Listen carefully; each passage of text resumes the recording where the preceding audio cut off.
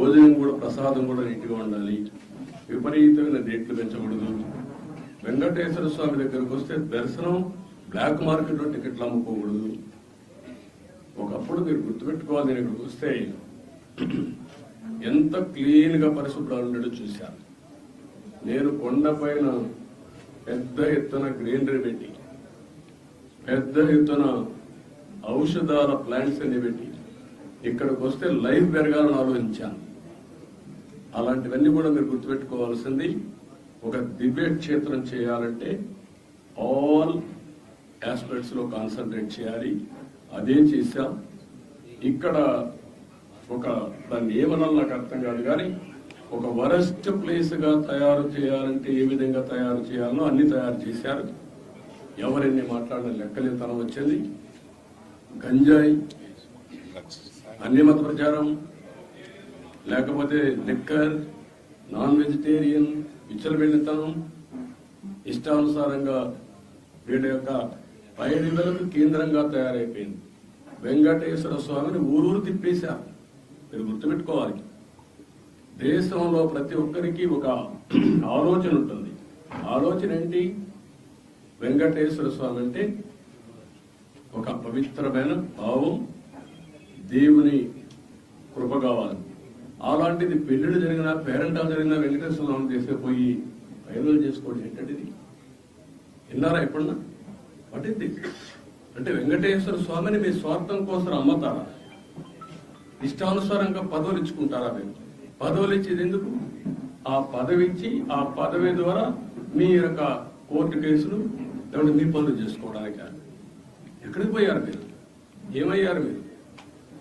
అంటే వెంకటేశ్వర స్వామి, నేను ఎన్నోసార్లు చెప్పాను, గుర్తుపెట్టుకోవాలి మీరు మళ్ళీ ఒకసారి.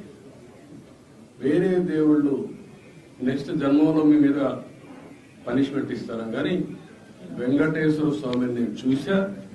ఎవరైనా వెంకటేశ్వర స్వామికి అపచారం చేసిన వారు, తలపెట్టిన వారు ఈ జన్మలోనే పనిష్మెంట్ తీసుకున్నారు. మీరు తిరుపతిలో కూడా చాలా ఇన్సిడెంట్ ఒకసారి లెక్కేసుకోండి. ఎవరైనా సరే, ఉద్యోగస్తులు కానీ బయట వాళ్ళు కానీ ఎవరైనా సరే దేవుడికి అపచారం చేసిన ప్రతి ఒక్కరూ శిక్ష అనుభవించారు. ఈ విషయాలు మీరు గుర్తుపెట్టుకోవాల్సిన అవసరం. కేంద్రం చేశారు. ఎర్రచందనాన్ని కూడా నేను గోడలు కూడా పెట్టాను, మీరు చూసుంటారు. గోడలు కూడా ఎర్రపోతా ఉంది. ఎర్రచందనం స్మగ్లర్కే సీట్ ఇస్తే ఏం మాట్లాడతారు? చట్టాలు కూడా ఒక చేతులకు అప్పచెప్పేస్తున్నా. చాలా ఉన్నాయండి, ఒకటి మాట్లాడడం కాదు, చాలా ప్రక్షాళన చేయాలి. ఇంకా వీళ్ళు డబ్బులు, రౌడీజం, దీంతోనే రాజకీయం చేయాలనుకుంటే ఏమీ జరగదు. నేను ఒకటే చెప్తున్నా, దృఢ సంకల్పంతో వెంకటేశ్వర సాక్షిగా చెప్తున్నా, మంచిని ప్రోత్సహిస్తా, చెడుని మాత్రం గట్టిగా తొందరలో దూకేస్తా.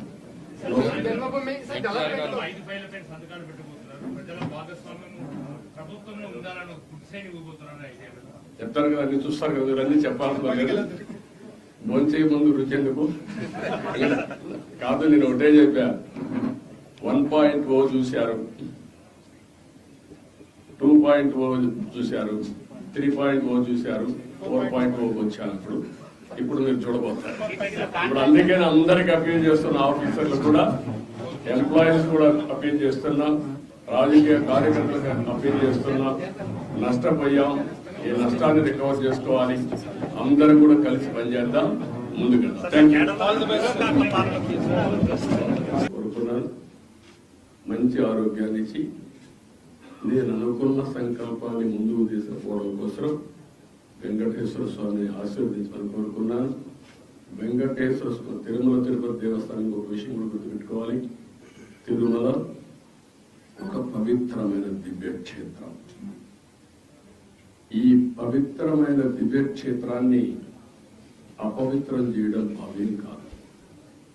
తెల్లవారుజామున 3 గంటలకు సుప్రభాత దర్శనానికి వస్తే వైకుంఠం అంటే మనకు తెలియదు, పుస్తకాలను చదువుతాం. వైకుంఠానికి పోవాలని కోరుకుంటాం చనిపోయిన తర్వాత.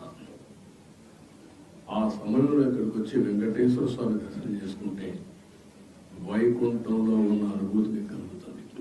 నేను ఎన్నోసార్లు ఫీల్ అయ్యా, ఇప్పుడు కూడా ఫీల్ అవుతున్నా. అందుకే నేను ఇక్కడికి వచ్చినప్పుడు అన్ని విషయాలు మర్చిపోయి ఒక పవిత్రమైన భావంతో పోవాలి. ఓకే. ఒకటే స్లోగన్ ఉండాలి.